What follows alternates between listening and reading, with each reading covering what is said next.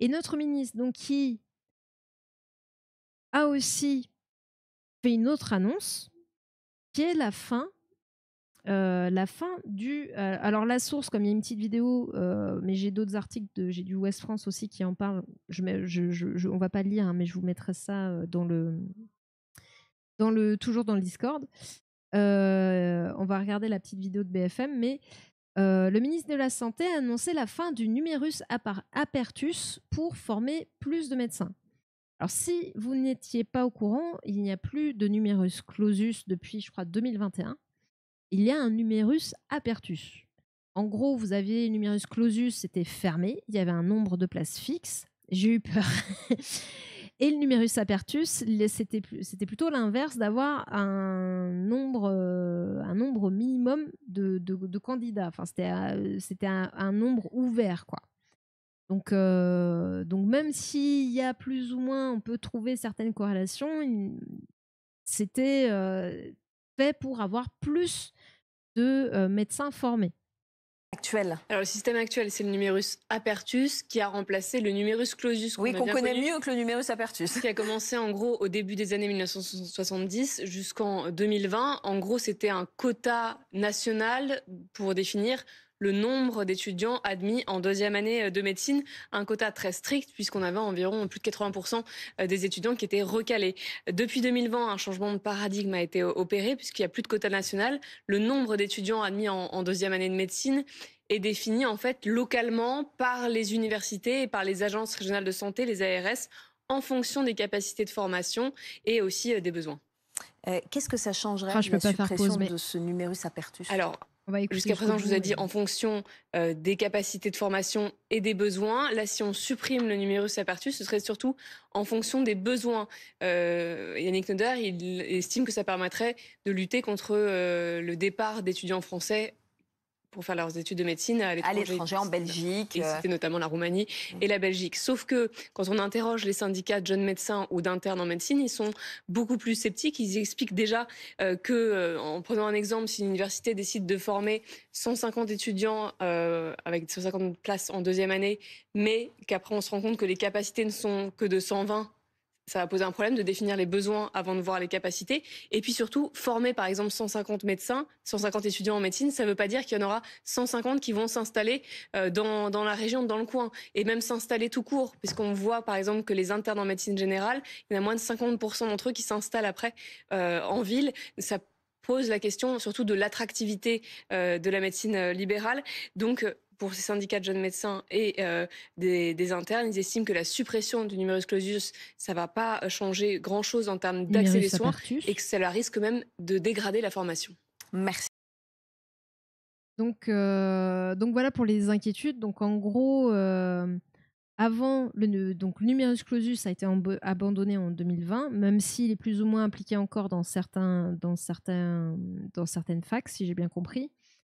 Parce qu'il y a des liens encore avec le numerus apertus. Et le numerus apertus, en fait, il donnait un nombre en fonction des besoins et de la capacité de formation. Aujourd'hui, le fait de le supprimer, comme il a été dit, mais je répète parce que ça allait peut-être un peu vite, mais ce qui se passe, c'est que là, ce sera plus en fonction de la capacité de formation des facs, mais du besoin. Donc, comment vont faire les facs, parce que former 100 ou 150 personnes, c'est pas la même chose.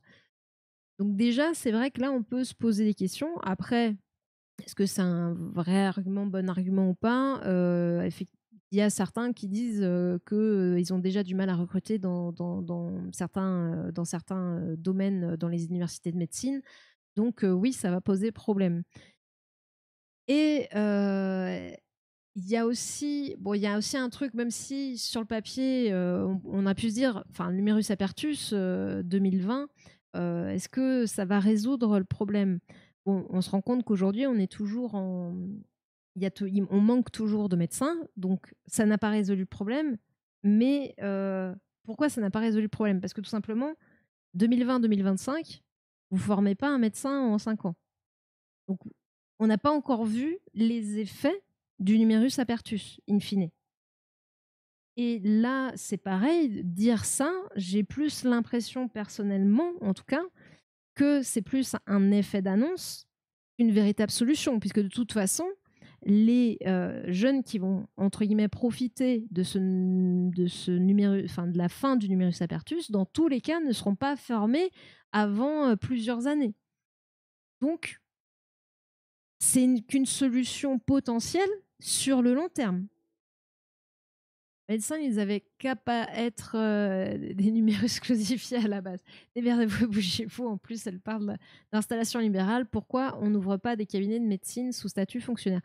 Ça pourrait être une alternative. Bah, c'est les hôpitaux qui sont dans la fonction publique, parce qu'il y a des hôpitaux privés aussi. Mais ça pourrait. Mais parce qu'on manque aussi de personnel dans les hôpitaux, hein. Mais parce que, enfin, en fait, on manque de médecins dans le libéral, on manque de médecins en fait, on manque de médecins partout. On manque de professionnels de santé partout. Donc, en fait, j'ai envie de dire, parler d'installation libérale, enfin, de médecins, que ce soit en médecine libérale ou dans les hôpitaux, dans les deux cas, on en manque. Donc, j'aurais tendance à confondre les deux un petit peu, à mettre les deux ensemble et pas les séparer. Il y a eu des propositions de loi pour contraindre l'installation des médecins. Bon, ça c'est pas passé. Est-ce que c'est juste de le faire ou pas? Je ne sais pas. Le ministre de la Santé interviewé sur Twitch a répondu à ma question que le salaire des médecins vs les horaires hebdomadaires du travail. En gros, elle m'a répondu: oui, les médecins de maintenant veulent avoir le même pouvoir d'achat que les anciens qui travaillaient 70-80 heures par semaine, mais en ne travaillant que 35 heures. C'est un réel problème pour la sécurité sociale. Alors, c'est sûr qu'aujourd'hui, les médecins veulent avoir une vie de famille, en fait, tout simplement. Et gagner correctement leur vie, ce qui, enfin, au vu du nombre d'études, de l'investissement, c'est tout à fait entendable.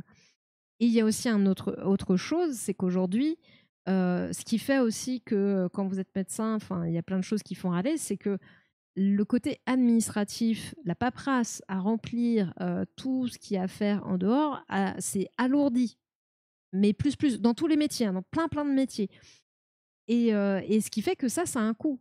Soit ça a un coût en temps passé à s'occuper de choses qui ne sont pas leur cœur de métier, soit à employer quelqu'un qui le fait. Donc du coup, c'est aussi un coût supplémentaire. Donc il y a peut-être un juste milieu à trouver entre leur proposer des salaires décents in fine et en ayant une vie perso. Enfin, j'ai envie de dire, aujourd'hui, est-ce que, enfin, vous avez envie personne n'a envie de faire du 70-80 heures. Après, les médecins qui font vraiment 35 heures, je suis pas sûre qu'il y en ait tant que ça, hein. Fac belges qui vont être contentes car les étudiants qui pouvaient pas faire médecine en France allaient faire en Belgique. Ouais, enfin là, ils parlent même de la Roumanie et d'autres pays qui sont moins, enfin qui acceptent. Mais de toute façon, ça fait longtemps, hein, qu'il y a un problème avec. Déjà, il y avait un problème avec le numerus clausus, et le problème, c'est qu'il aurait fallu y penser il y a déjà des années. Il y a déjà des années. Parce que, encore une fois, on ne forme pas un médecin en 2-3 ans. Donc voilà, c'est compliqué, hein. L'équilibre difficile à trouver. Non, mais c'est ça, c'est que c'est vraiment, il y a. En fait, tu peux pas. De toute façon, les deux sont. On peut pas comparer les mêmes dans tous les tafs. On peut pas comparer à il y a plusieurs dizaines d'années aujourd'hui, parce que il y a plein de choses dans la société qui ont changé, qui font que, de fait, bien sûr que les attentes ou l'environnement de travail est différent d'il y a plusieurs dizaines d'années. Donc, il y a plein de choses à prendre en compte, quoi. Après, c'est un argument, enfin, je suis même pas étonnée que cet argument soit ressorti. C'est genre, c'est dire, ouais, ils veulent plus, mais travailler moins. Ça, c'est le truc. De toute façon, les gens sont feignants maintenant, quoi. Ils veulent gagner de l'argent sans rien foutre. Voilà. Donc, cette phrase sans nuance, alors je sais pas si elle a mis de la nuance autour ou pas. Et c'était quelle? Parce que tu dis que c'était la ministre. C'était une ministre? La ministre de la Santé. Alors, si c'était là, c'est le ministre de la Santé, c'est Yannick Neuder, mais comme je disais, c'est un méga ministère. Donc, est-ce que c'était la méga ministérienne, ministre du coup, la méga ministre ou quelqu'un du cabinet de Yannick Neuder qui a répondu? Mais s'il n'y a pas une nuance à porter, c'est juste du blabla macroniste, quoi. Les gens sont feignants. Enfin, du blabla de droite, en fait. Je suis bête, parce que Sarko le disait aussi. Du blabla de droite. De la réponse de la ministre, donc je doute assez facilement de son objectivité. Oui, voilà, en fait, on est redondant dans notre lecture.